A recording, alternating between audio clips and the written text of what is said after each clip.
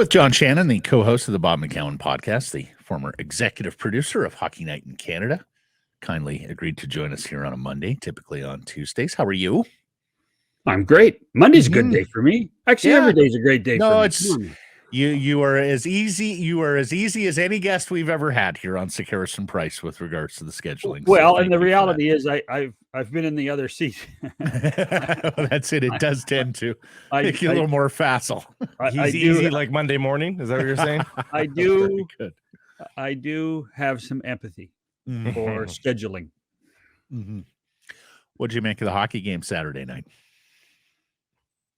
Well, the tale of two periods, and then the better team won out. So, I mean, it shouldn't surprise us. Both teams have high octane offenses, and in many ways, I think that it took a lot for the Maple Leafs to get back to the tie game, and then they had nothing left for the rest of the game. But the Canucks looked impressive, and it's the depth again, guys. When you're getting, Garland and Höglander as your goal scorers, that's a really important aspect. And regular season, yeah, but as you look towards the playoffs, the depth is going to mean a huge amount of success. Canucks are getting criticized. The Canucks are getting criticized for not beating good teams. For a lot of that was just the schedule. They just, for a long time, just didn't have a long run of contenders to deal with. Well, with that road trip and beating Devils, Rangers, Islanders, Penguins, and now the Leafs, can that be put to rest just a little bit? That this team can actually beat good teams?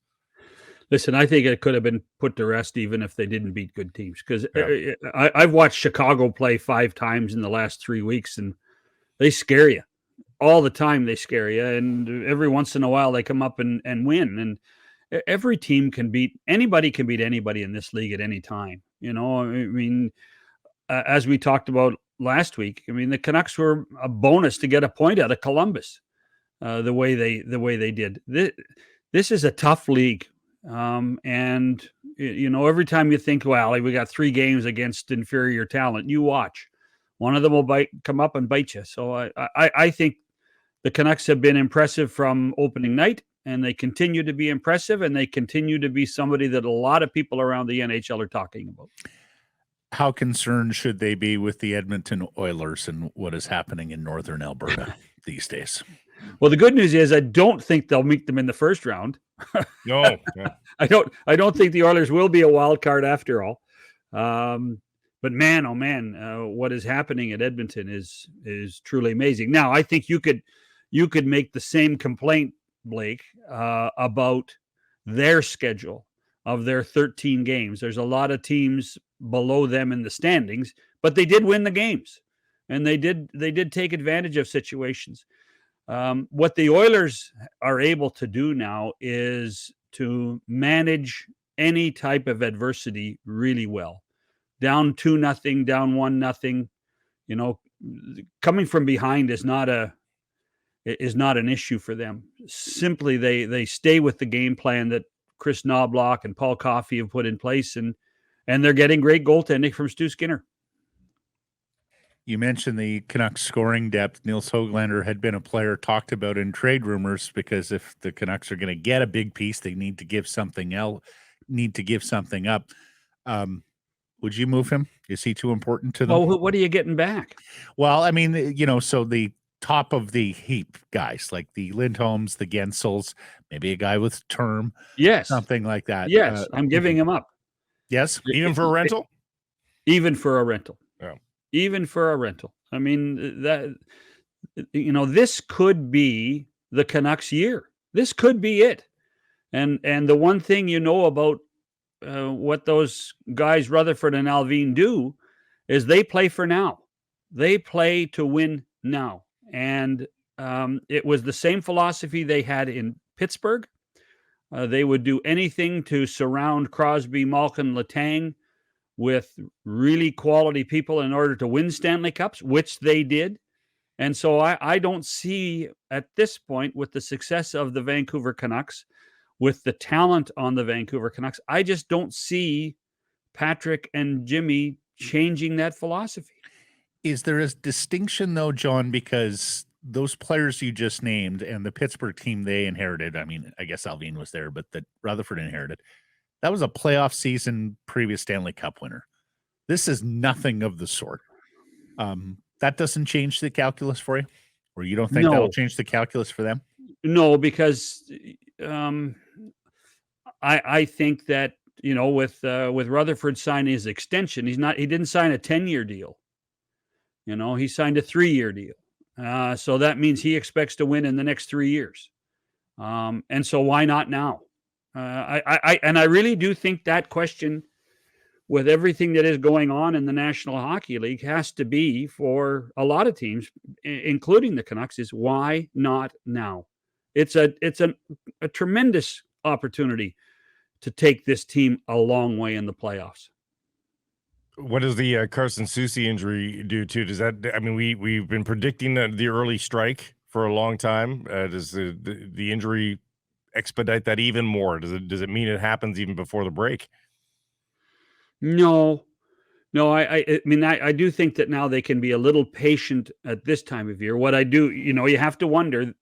I still think that if the Canucks are going to go out at the deadline, which is still a long way away, guys, depth defensemen are going to be at or near the top of the list. Sure, you'd like another center, but at or near the top of the list has to be another defenseman. And so that's the one thing that I would suggest, that if the Soucy situation is as bad as some people think it might be, then you have to go out and get some more depth on the blue line.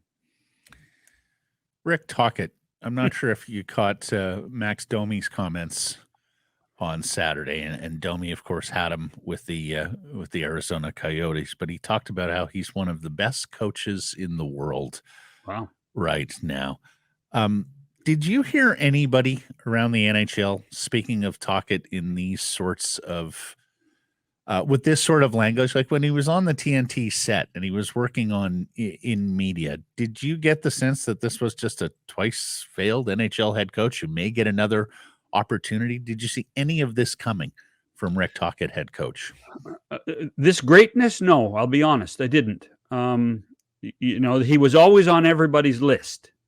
When you said, name me 5 guys that aren't coaching right now that should get another chance, Rick Tocchet was on that list. That said, there were teams that passed him by. There were teams that, interviewed him and didn't hire him, or just didn't interview him. So from that perspective, it wasn't as if he was, a Jack Adams Trophy winner, Stanley Cup winner, that was going to inevitably get back into the game. It took the right situation. It took familiarity. The Pittsburgh connection again. It's going to be a drinking game soon, isn't it? The Pittsburgh connection again was a huge, huge assist to Tocchet being the right guy in Vancouver. And I do think, and I know I look at television maybe differently than most people, I do think his time away from the game, being able to watch a lot of hockey and seeing things and watching trends, I do think that was a great assist to him to become the coach he is now. The best example of that to me, Scotty Bowman. Scotty Bowman joined Hockey Night for 4 years and then went back to becoming a player personnel guy with the Penguins, and then eventually to coach, and then to Detroit. And he was a much different and better coach at those periods of time than he was being the arbiter, and a very tough one, in Montreal. Well, and it's a great point, John, because when you're coaching your own team, you are so hyper-focused on the one team and the micro details, whereas if you do serve in the analyst role, you get the macro across the league, and it can be quite instructive. Matt, you that is really a salient point. So many people now. Doesn't make many of them. But, yeah. Well, it's early in the week. So many people now, when they are with their teams, all they see is 82 games. They don't see the 1,300 that are played and how things are different with other clubs. This takes me back to a time when John Davidson, who's now the president in Columbus, was the lead broadcaster in both countries, in my mind, for years and years and years. And he would get phone calls from managers and coaches saying, what's going on? What's going on with this team? What's going on with that team? And because as a broadcaster, he had a book on every team in the league. And so he had knowledge of every team in the league. And I remember talking to him about 2 years into his time in St. Louis. I'm saying, boy, did you watch that game last night? He said, no. I'm too worried about the Blues at that point. He was too worried about his own team. And, part of the success of understanding how this game is played is to understand the whole league. Speaking of former presidents, the former Penguins president, take a shot, Jim Rutherford, signs his extension late last week. How much did that surprise you? And the chances that he sees this through to the end? I mean, if they win the cup this year, does he actually change the plan, or do you think he sees it through? No, because he'll want to win too. I know him. You got to know him. You got to know him. He'll want to win too, just like he did in Take a Shot, Pittsburgh. It didn't surprise me. He told a lot of us very cryptically before Christmas that an extension was coming, and it was just a matter of time. And and I think what had changed was not his commitment to Vancouver, but his belief in Vancouver as a city and what a great place it is to be around. That's the one thing that I think changed, and so to me it's a double commitment. It's a commitment by the Aquilinis to Jim, and I think it's Jim to the city and to the fans and to the franchise. I'm just glad they're done playing the Penguins this year. We might have some alcohol problems. Actually, they don't. Sorry, my bad. They play the Penguins next month here at Rogers Arena. Yeah. Dear God, John, we're all going to be luscious by the end of February. Hey, just out of curiosity's sake, and not that it really matters, because I think most people found the game. Although my mother, who was of a certain age, said, how come the Canucks and Leafs aren't on the CBC on Saturday? Why was that in a Sportsnet game with the CBC taking the Habs and Bruins? I don't know. That's a good question. That's a distribution issue for our friends at Rogers who make that up. I suspect that, in the end, the CBC, even though it's in more homes, is just a piece of real estate to Rogers. And if you're trying to put a stake in the ground for your own properties, you better put Toronto and Vancouver on Sportsnet. Yeah, there's some logic to it. I mean, it's funny now. I don't even, as a consumer, it doesn't even faze me anymore. I don't even look at CBC. I don't draw the distinction either. But of course, there's a lot of ingrained people in this country who go to the CBC on Saturday evening at 4 p.m. Pacific, 7 p.m. Eastern for their. Listen, it's not a bad thing. Even from optics, what I would tell you is, as somebody again who scheduling and planning, it's not a bad thing to put somebody other than the Maple Leafs on at 7 o'clock Eastern time on the CBC once in a while. Well, from a Rogers standpoint, who the one's signing the checks, makes a lot more sense for them to hoard that one for themselves too, right? So, well, I don't know if hoarding would be the way. Oh, I would. My words, not yours.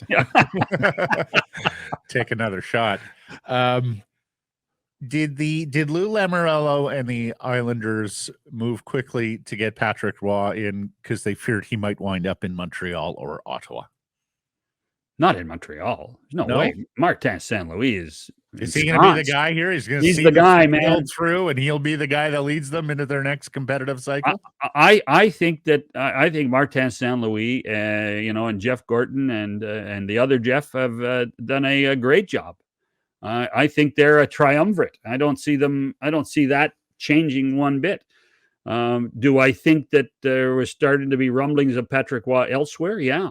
But at the same time, the Islanders needed something, and it's funny. I had conversations during the game on Friday night against the Blackhawks saying, if Lane doesn't win tonight, he's done.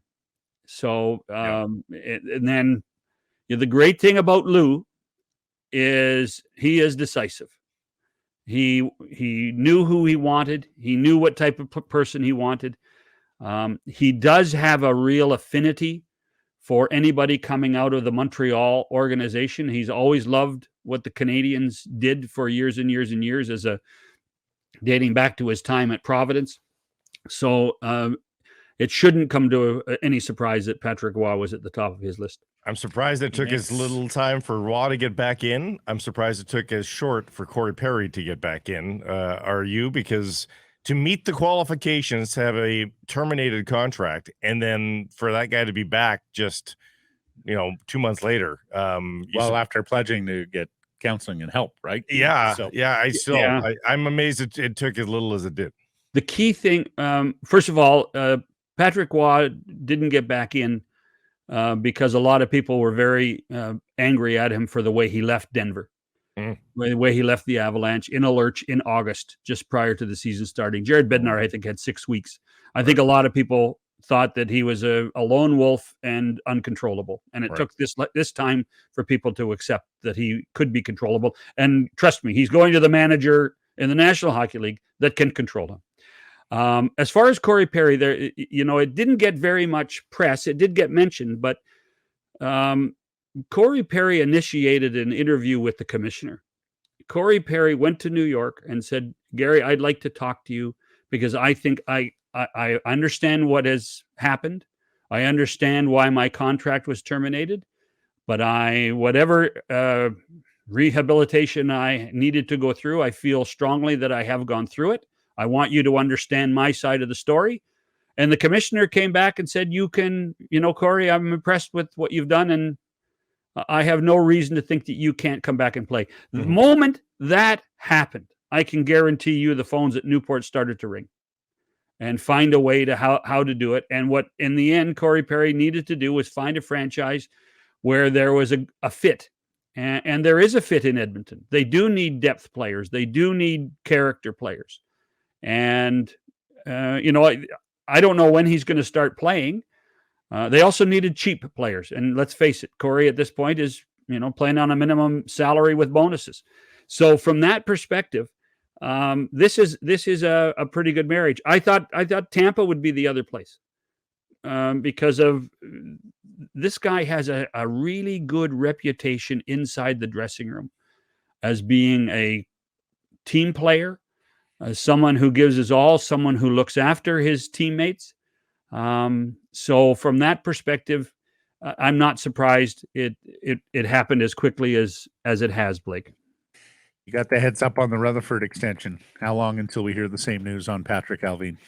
Well, yeah, the question is do they want to do it when the Canucks are on their All-Star break, or they want to do it when they come back and there are games and you can have a celebratory press conference? I don't think you want to do it. I don't think you want to do it. I don't think you want to do it next week when everybody's off. Right. We won't be off. You won't be off until then, John Shannon. This Sick Harrison Price clip brought to you by Applewood Auto Group. And remember, it's all good at Applewood.